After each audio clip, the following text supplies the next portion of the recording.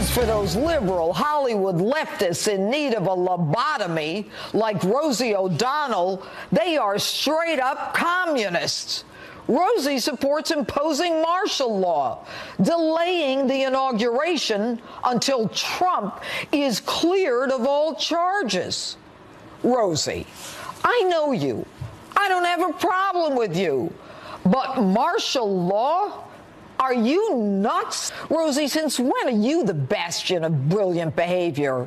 Why don't you put on your big girl pants and come to grips with the fact that Donald Trump is your next president and you're either with America or against America? That was my opening statement that went viral months ago, blasting Rosie O'Donnell for her hatred toward the Trump family. Developing tonight, new outrage over Rosie O'Donnell's tweet promoting a sick game about pushing President Trump off a cliff. She is, of course, not the first Hollywood liberal to talk about violence in reference to the president. So how far will liberal Hollywood's hate for this president and his family go? Joining me now with a reaction, the former national director for Bernie Sanders, Teselin Figaro. All right. Good evening, Teselin. Thanks so much for being with us.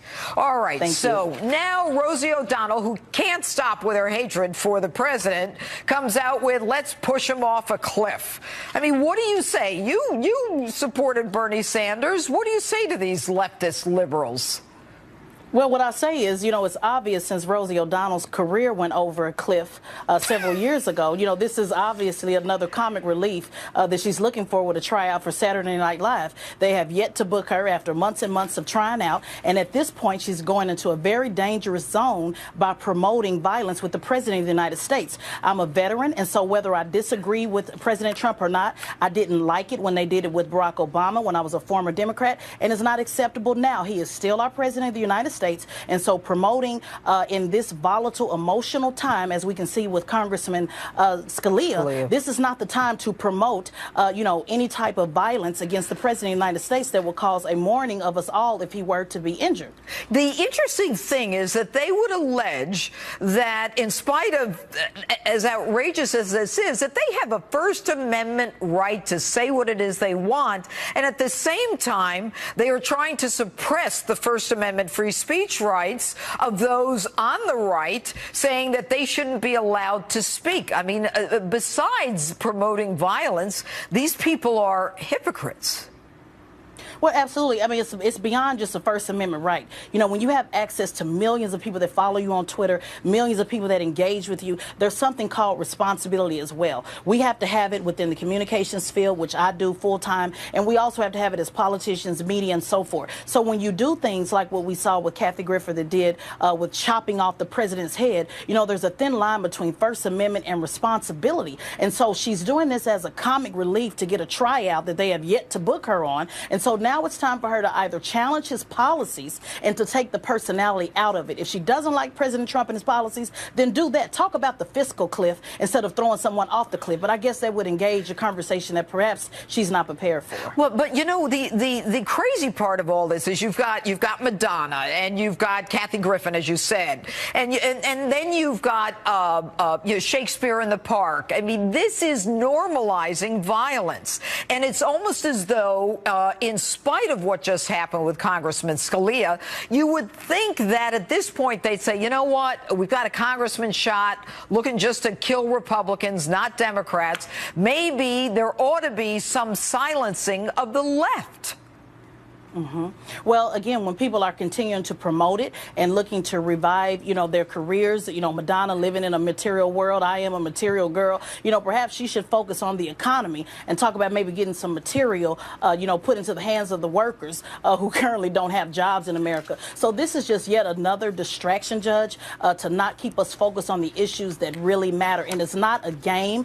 This is real life. And so I urge all of those who have any type of influence to get America focus on back what's important, but obviously that would be the economy, and no one wants to talk about the economy. But the amazing part of it is, Teselin, that you'll get hundreds of thousands of people who will march. They don't even know what they're angry about. I was in D.C. on January 21st. I mean, when I was interviewing him, what are you upset about? What has he done? The hate by the party that alleges that it is, you know, the big umbrella and the tolerance for everyone is turning out to be the most, you know, hateful party that we've seen in terms of their promoting violence and hatred toward the right and the president. No, I agree, and that's what makes this very different than what we've seen before in the past. Yeah. You know, we're seeing the violence, we're seeing it happen, and so people have to be very critical and pay attention to what it is they're saying and they're promoting, and understand there is something called mental illness. You know, where people are actually seeing this, you know, things on TV and games, Thanks, you know, and can bring that to real life. All right, got a hard break, but I like the mental illness part. Teslyn Figueroa, thanks so much for being with us. We'll be right back. Kellyanne, thanks so much for being with us tonight. My pleasure. All right. Anthony Scaramucci. You know, some say that's a sign of chaos in the White House, but I don't think anyone can deny it's been a shakeup. Look, Anthony and the president and I have all said the same thing. Very grateful to Sean Spicer for his service as press secretary and his service to the nation as a patriot. He serves in our military. And Sean felt like it was the right time for him to leave, given the new hire, but the president wanted Sean to stay, and I think we should all be grateful for him. Very excited that I believe the first mother ever, Sarah Huckabee Sanders, will take the podium and be our press secretary. I find that to be particularly gratifying, that she's a Republican and a conservative who's going to do that first and foremost. It's a great perspective coming from the podium. But Anthony, you know, people are saying he's a street fighter. He's also a self-made businessman. He's a true American success story, as is Donald Trump. But he's also somebody who can run a C-suite meeting as well as being a street fighter. And I think people are misreading this, that this is really to get somebody to defend the president. We're going to go out there and play offense. You know, Sean Spicer had a talent that I think went undervalued, which is he had a great communications mind when it came to pulling out of the Paris Accords, when it came to working on tax reform, or Made in America Week.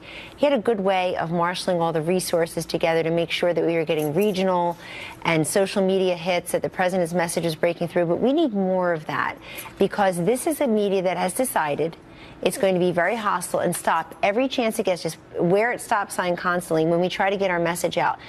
Great new poll, very quickly. People were asked, which of the following issues is most important to you? Healthcare, 35%.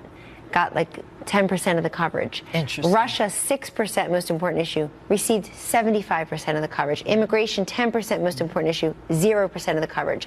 So this White House, with Anthony Scaramucci's help and the whole comms and press team together as one, Jeanine, we're going to force the message through so that people stop talking about the nonsense, the garbage that doesn't create a single job, that doesn't release one bit of energy production, that doesn't put ISIS in retreat, and to show all the news, the incredible accomplishments this president has had in the first 6 months. You know, Anthony Scaramucci, and I know him, and I think very highly of him. As I mean, do you know, he came in.